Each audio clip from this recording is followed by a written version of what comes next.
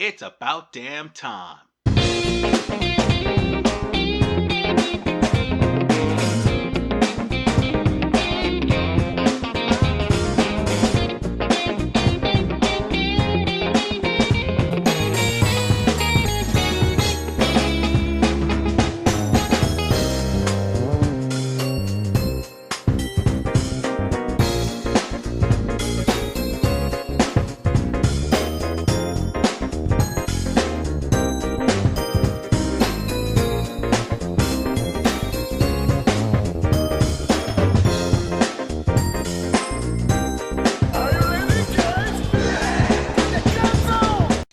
Hey, here we are!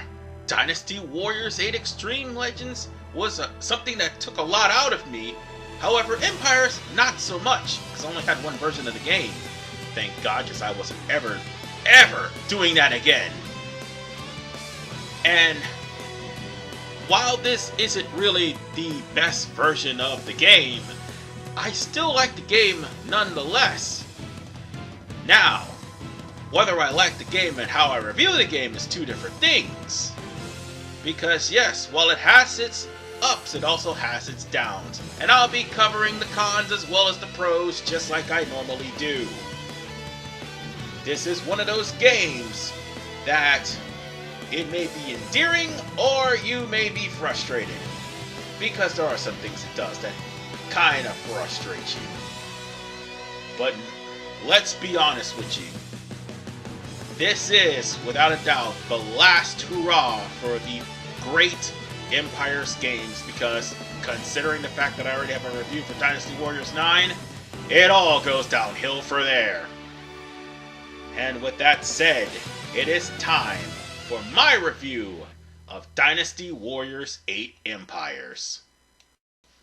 Ah yes, compatibility and slowdown issues. It's in every game. The worst version's the Xbox One. Whereas compatibility issues for Steam and the PlayStation versions, they're terrible too. Except for one version, the Switch, which is Japanese exclusive. Why, Koei?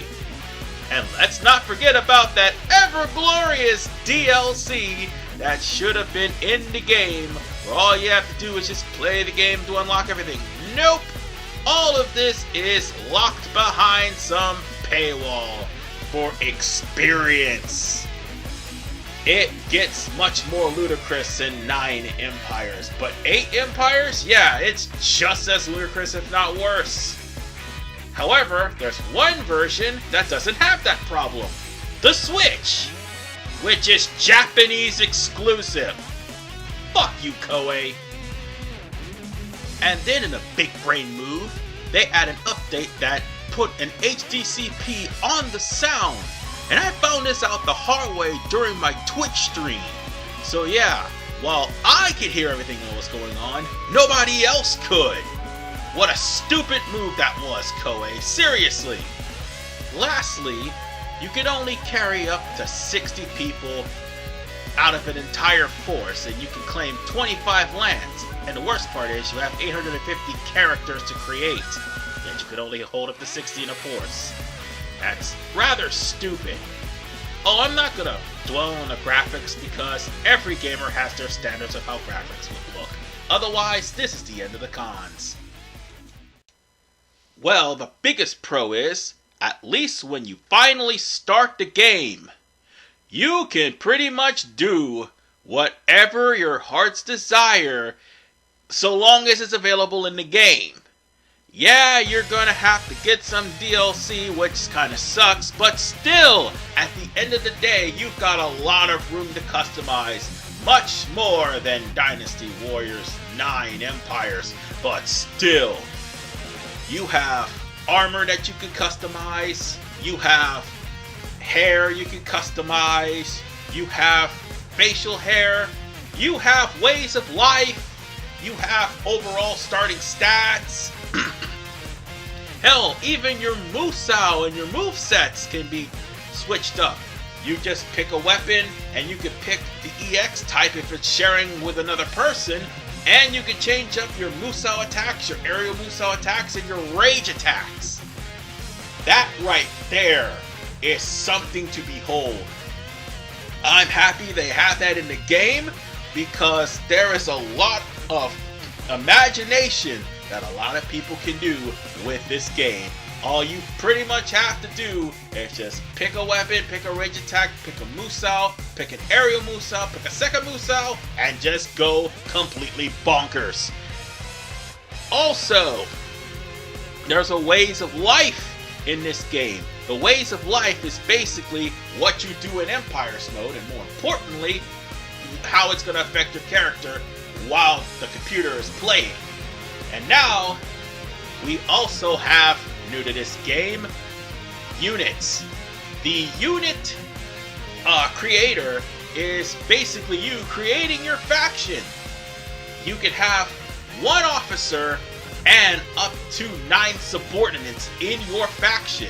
You can also add custom horses, custom banners, custom soldiers, and make the color the way you want it. Also, there are kids in this game. 2 of those kids I have just put in my force just recently. Whenever your characters eventually, well, male or female, have a high appreciation for each other, they're gonna fall in love, they're gonna eventually confess to each other, and they're gonna get married. And when they do, they'll have a kid. You'll be able to edit them.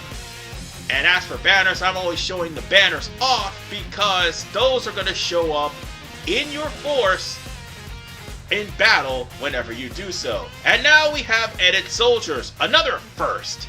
You could take your soldier, and that is going to be the soldier that's going to be in your force whenever you go out to battle.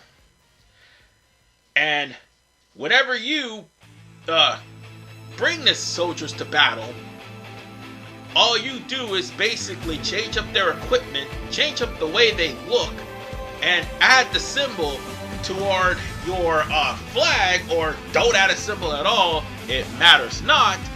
You'll end up having different looking soldiers, like for instance Nanmins, you could have yellow turbans, you can have sorcerer soldiers, hell, you can have your soldiers look whatever you want, whatever's available.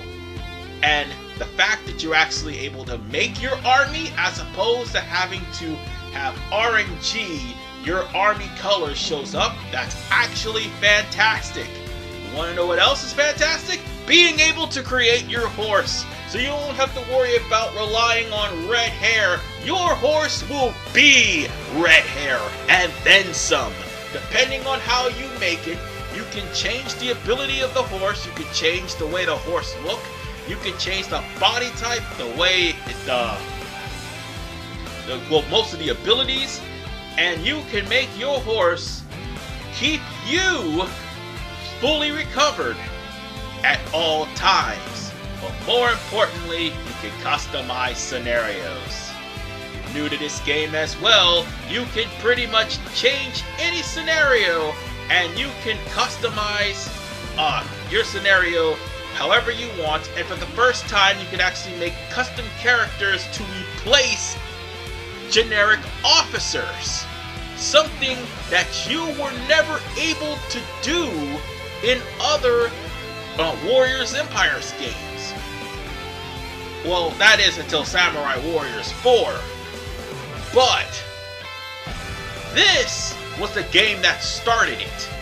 You can make your ruler, you can make all of your officers and your subordinates, and you can just pretty much make however much land that you want, and have it to where you're pretty much fending off a bunch of warlords with small separated lands, or you can make your lands pretty much small compared to an overwhelming force, so that you basically be fighting against the odds. It doesn't matter how you make your land.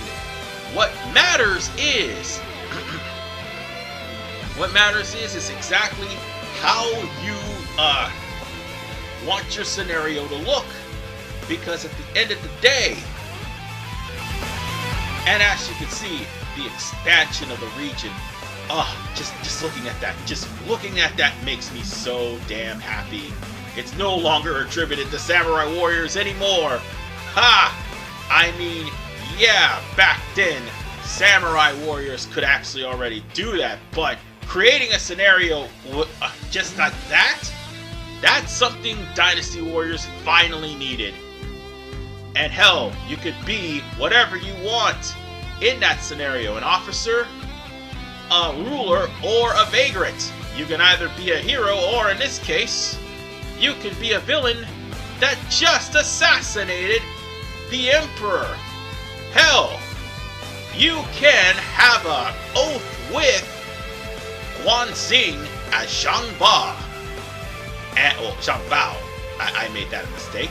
And while you two share an oath and pretty much become sworn brothers, and whoever you have as a sworn brother, they die, they'll have a cutscene to where they both will be together. However, whoever's dying, they'll be dying in their arms. I mean, it is one of the things that is attention to detail, and I kind of like that.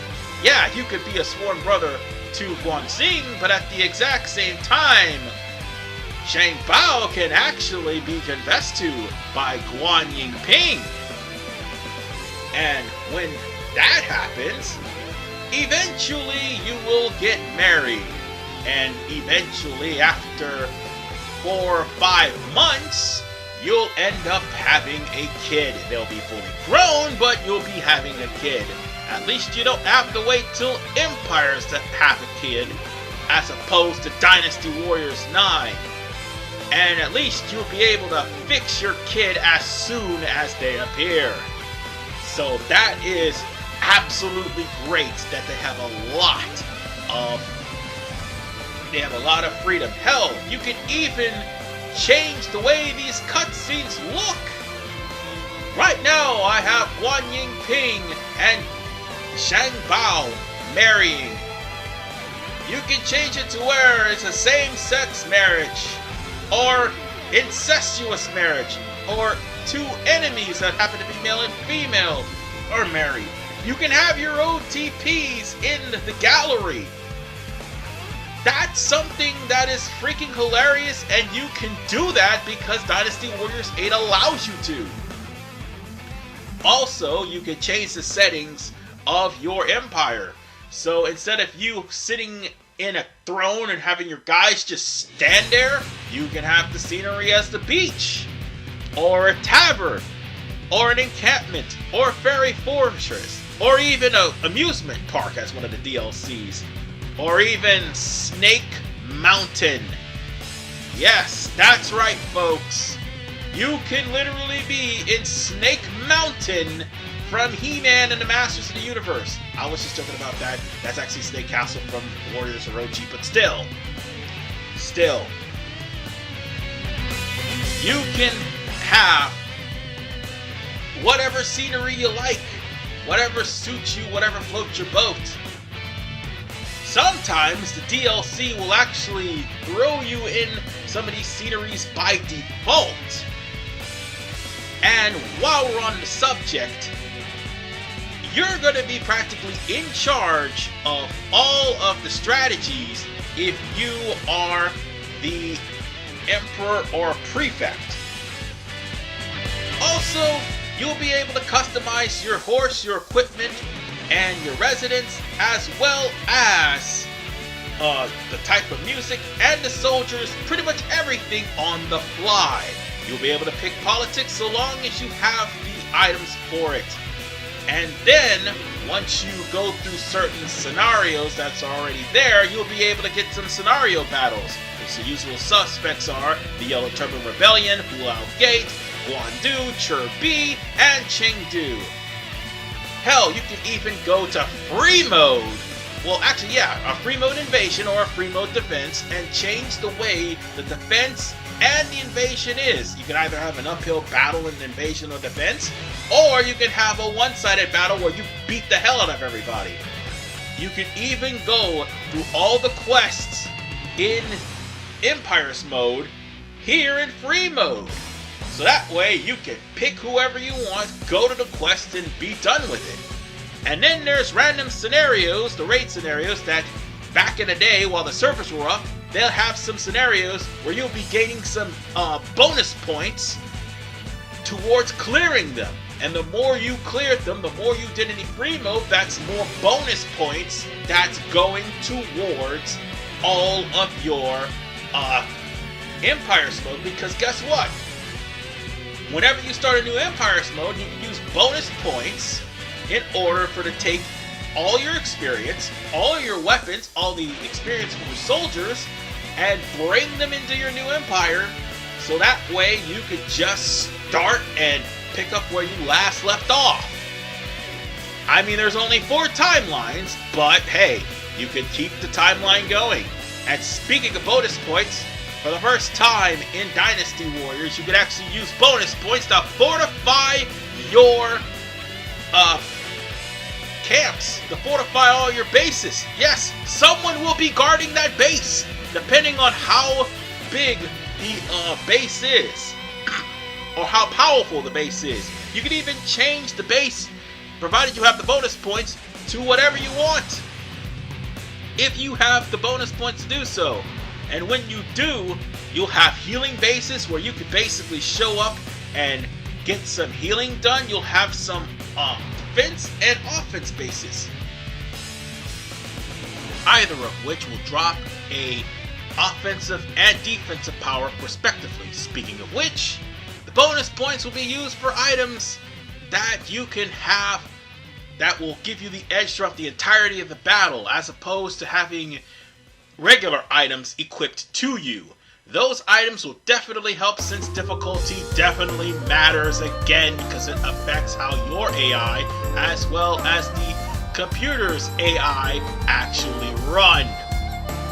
Now then, as far as for the battle system's concerned, the battle system's pretty much the same, with the exception that the left trigger, left bumper, or whatever key you put for the Steam version or PC version of this game, and also whatever key you map the Switch version to, will be primarily for stratagems. Those stratagems, if you equip them, can either A, give you some sort of boost to your attack, defense, and speed, and give you invincibility temporarily, depending on the stratagem. You can either heal yourself or your troops. You can give yourself some more of a troop count whenever the odds look against you, so that way it would probably lower morale. More importantly, you can obviously taunt officers to have them come to you. You can also have stratagems where some of your officers will leave in order to prepare for a major stratagem, like flooding the area, setting it on fire, causing a windstorm, causing a blizzard. And also you can mix and match altars as well, and those altars range from fire, blizzard, and also lightning, as well as snow. So that way you'll have tornadoes in comparison with the windstorms.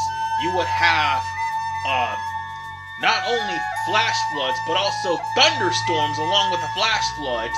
You can also have hailstorms along with the blizzards, and you can just mix and match and see how effective or ineffective it is depending on the altar. The battle system again is the same. The rock, paper, scissors combat is still the same, and it actually does not hurt any of the pace of the game. You just simply have to take out officers and take out base captains, and also any of the type of turrets that you could set. By the way, you could set different types of turrets, not only in your base, but outside of bases to take care of bases. And you basically got the whole gist of the battle. Same thing with catapults, you could set those too. Anyway, when I talk about bonus points can actually be used outside of battle. They can be used to buy legendary weapons, which means you no longer have to go through great lengths to get legendary weapons. I welcome this, because Dynasty Warriors 8 Extreme Legends Complete pretty much went too far as for the legendary weapons is concerned. they had a whole bunch of weapons and no weapon allocation. 8 Extreme Legends definitely screwed the pooch. However, 8 Empires have weapon allocation. Hallelujah! Why didn't they do this in the previous game? I don't know. But one thing is for sure, whatever weapon you choose, you gotta pay attention to the element. Or maybe not, you could have the same element just for the attributes of resolve or synergy. It doesn't matter what you do, because again, you could do almost anything. Hell, you can even buy some items and also buy some stratagems to prepare for battle. Oh, and by the way, this is also the debut game of Su Shu. So his strategist rod that I showed off not too long ago is actually available, and you don't have to worry about going through great lengths except for having enough bonus points to get it. And with that said, I've gushed enough about this game. Now it's time for the rating. And with the pros and cons put together, Dynasty Warriors 8 Empires gets the rating of astonishing!